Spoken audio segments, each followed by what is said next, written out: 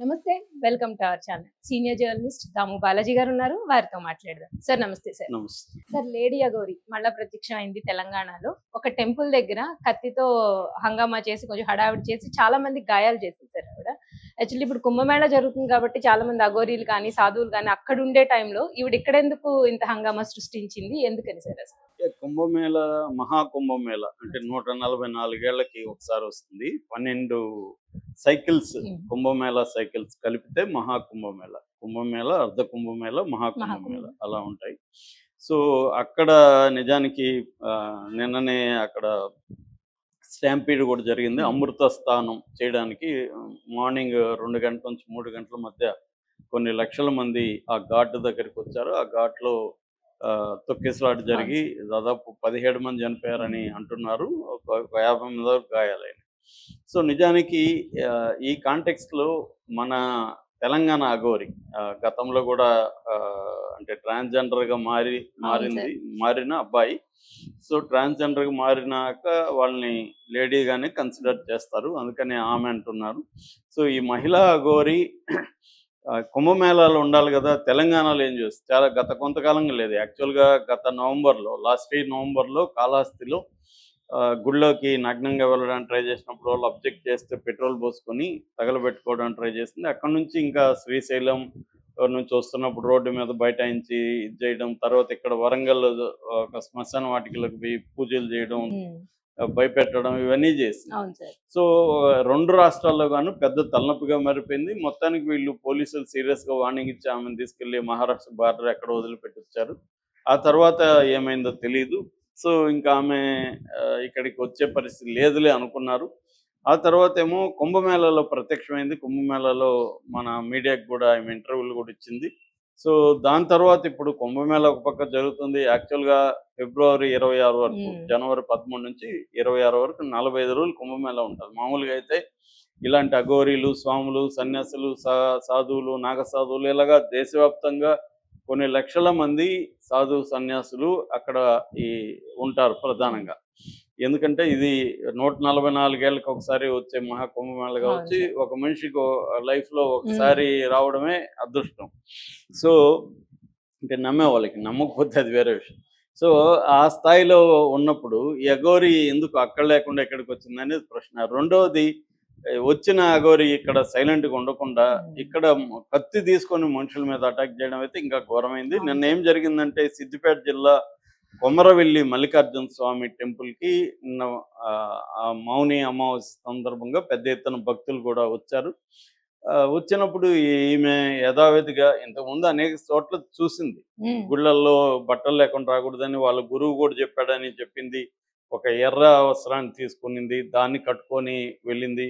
ఇవన్నీ కూడా చూసాం. మళ్ళీ కూడా కావాలనే అంటే ఆమెకి ఏంటంటే టీవీ ఛానల్లో కనపడకపోతే నిద్ర పట్టట్లేదా, లేకపోతే తిండి సగించట్లేదా అనేది అనిపిస్తుంది. ఎందుకంటే ఇది ఒక అడిక్షన్. చాలా మందికి ఏంటంటే టీవీ ఛానళ్ళల్లో కనపడకపోతే, మీడియాలో కనపడకపోతే వాళ్ళకి ఆ రోజు నిద్ర పట్టదు. దట్ ఈజ్ ఆల్సో ఒక అడిక్షన్. అంటే పాపులారిటీ అడిక్షన్ అనేది కూడా చాలా పెద్ద అడిక్షన్, కీర్తికాంక్ష.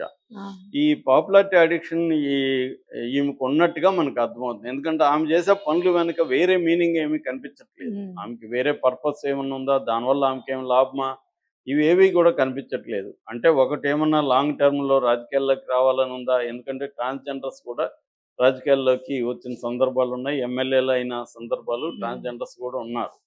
సో అలాగే ఏమన్నా ఉందా, లేకపోతే పాపులారిటీ కావాలి? ఇప్పటి వరకు తెలుగు రాష్ట్రాల్లో అఘోరి ఎవరు కూడా ఈ స్థాయి పాపులారిటీ రాదు. పాపులారిటీ నోటేరిటీ అంటే తప్పుడుగా అన్పాపులర్ అంటాం కదా, అలాగే అన్పాపులారిటీ పాపులారిటీ అనేది పక్కన పెడితే ఏదేమైనా ఒక పబ్లిసిటీ అయితే మీకు పెద్ద ఎత్తున వచ్చింది.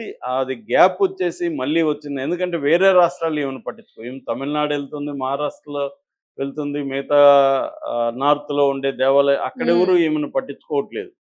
అక్కడ ఏమన్నా చేసినా కూడా మీడియా ఇంత ఇది చేయట్లేదు. అందుకని ఆమె తెలుగు రాష్ట్రాల్లో అయితే పబ్లిసిటీ వస్తుంది. సోషల్ మీడియా ఆల్రెడీ ఆమెకి యూట్యూబ్ ఛానళ్ళు, ఫోన్ నెంబర్లు అన్నీ ఉన్నాయి. ఆమె ఫోన్లు చేస్తుంది యూట్యూబ్ ఛానల్కి. కొంతమంది గొడవలు కూడా పెట్టుకుంది, కొంతమందిని బెదిరించింది కూడా. జర్నలిస్టుని నీ అంత చూస్తానని వాళ్ళు మళ్ళీ సమాధానాలు ఇచ్చారు. ఆ మధ్య కూడా ఎవరో జర్నలిస్ట్ అక్క నేను ఇలా అన్నాను అక్క, నువ్వు అలా అనుకున్నావు అక్క అనేసి అంతా కూడా వీడియోలు పెడుతున్నాడు. ఇలాగా ఆమెను మాత అనాలని ఇలాంటివి ఏవో రకరకాల ఇవి ఉంది. ఓకే. ఈ టైంలో నిన్న ఆమె న్యూట్‌గా గుడిలోకి పోవడానికి ట్రై చేస్తే అక్కడున్న అడ్మినిస్ట్రేషన్ వాళ్ళు వెళ్ళడానికి ఇట్లా లేదు. మీరు బట్టలు ధరించి రండి. మేము అలో చేస్తామని చెప్పారు. పైగా అక్కడ అంత పెద్ద క్రౌడ్ ఉంది. క్రౌడ్‌లో భాగంగా ఈమెను స్పెషల్‌గా తీసుకొని వెళ్ళలేరు గదా!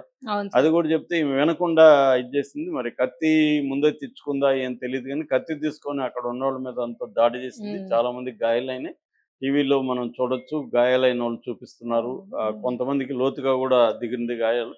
ఎందుకంటే ఆమె చాలా బలంగా ఉంటుంది మనిషి గూడా. చాలా స్ట్రాంగ్‌గా, ఫిట్‌గా ఉంటుంది. రెండోది ఆమె పోలీసుల మీద గూడా గతంలో దాడి చేసిన సందర్భాలు మనం చూసాం. వ్యాన్‌లో ఎక్కించడానికి ట్రై చేస్తుంటే వాళ్ళని గూడా లాగి చెంపదెబ్బ కొట్టింది. ఆమె చాలా స్ట్రాంగ్‌గా ఉంది కాబట్టి దెబ్బ గూడా గట్టిగానే తగులుతుంది. సో, ఆ పద్ధతిలో చేయడంతో ఒక్కసారిగా పోలీసులు అలర్ట్ అయ్యారు. అంటే అక్కడ ఆ స్థాయి పోలీసులు గూడా లేరప్పుడు. ఈ లోపల వాళ్ళు పోలీసులకి ఇన్ఫార్మ్ చేస్తే స్టేషన్ నుంచి పోలీసులొచ్చారు. వచ్చి ఈమెని పట్టుకున్నారు. ఇప్పుడు ఆమె మీద అటెంప్ట్ మర్డర్ కేసు పెట్టే అవకాశం ఉంది. నిజానికి గతంలోనే పెట్టుండాలి. గతంలో ఆమె మీద సూసైడ్ కేసు పెట్టాలి, అటెంప్ట్ మర్డర్ కేసు పెట్టాలి, పబ్లిక్ న్యూసెన్స్ కేసు పెట్టాలి. చాలా కేసులు పెట్టి జైల్లో వేసుంటే ఈ స్థాయికి వచ్చేది కాదు. అవును సార్. ఆమెకేం అర్థమైందంటే నన్ను వీళ్ళేమీ చేయలేరు. సో, నేను ఒక హిందూ మతానికి సింబల్‌గా ఉంటున్నాను కాబట్టి నన్ను వీళ్ళేం చేయలేరు అన్న ఒక దీంతో రెచ్చిపోతున్నట్టుగా మనకు కనబడుతుంది. ఒక్కసారిగానే ఆమెకి పోలీసులు తమ పద్ధతిలో వాళ్ళు గాని రుచి చూపిస్తే ఇది ఉండదు. కానీ వాళ్ళేం చేస్తున్నారు పోలీసులు కొంత భయపడుతున్నట్టు కనబడుతుంది. పోలీసులంటే ప్రభుత్వం. ఎందుకు అనవసరంగా ఇప్పుడు ఏందంటే బీజేపీ ఇలాంటి దానికి వెయిట్ చేస్తూ ఉంటారు. అవును సార్. ఏదైనా జరిగితే ఇది హిందూ అది ఇదని తీసుకొనొచ్చేసి అనవసరంగా గొడవ ఎందుకు, ఏదో మంచిగా డీల్ చేసి పంపించేద్దామని పోలీసులు అనుకుంటారు. కానీ ఈమె దాన్ని అలుసుగా తీసుకొని సాధారణ భక్తుల మీద నిజంగా ఈమె భక్తురాలైతే ఇతర భక్తుల్ని ఎలా కత్తితో అటాక్ అవును సార్. చేస్తదండి? Simple logic. సో, ఒకటి మెంటలీ సమ్ ఇష్యూస్ ఉండాలి. మెంటల్ డిజార్డర్స్ ఉండాలి. రెండోది ఈ అడిక్షన్ వచ్చేసి ఛానెల్‌లో కనబడాలంటే మనం ఏదో మామూలుది ఎప్పటికైనా ఒక స్థాయి వచ్చినాక బోర్ కొట్టేస్తుంది. బోర్ కొట్టినాక డోస్ పెంచాలి. డోస్ పెంచితే గాని మీడియా పట్టించుకోదు. జనం పట్టించుకోరు. అఘోరి పక్కన పెట్టి. ఎందుకంటే అఘోరి ఒక 1 మంత్ పైనే మీడియాని, పబ్లిక్‌ని ఈ వాడుకున్నారు. అవును సార్. సో, దాని తర్వాత అది పోయింది. అందుకని గూడా మళ్ళీ కొద్ది గ్యాప్ ఇచ్చి ప్లాన్డ్‌గా ఇప్పుడొచ్చి లేకపోతే కత్తెందుకు తెచ్చుకుంటది? ఆల్రెడీ తెలుసు బట్టలేసుకొని ఎళ్ళాలని. ఇవన్నీ చేసిందంటే తనకొక ఆల్రెడీ ఒక ప్లాన్ ఉంది. సో, ఇలా చేస్తే గాని మనకు అటెన్షన్ రాదు అన్న దీంతో చేసింది. కానీ దీని కాన్సిక్వెన్సెస్ ఎందుకంటే ఇప్పుడు ఆ గాయాల్లో ఎవరికైనా సెప్టిక్ అయ్యి ఎవరైనా చనిపోయే అవును సార్. స్థాయి గూడా ఉంటది. పరిస్థితి గూడా ఉంటది. కాబట్టి పోలీసులు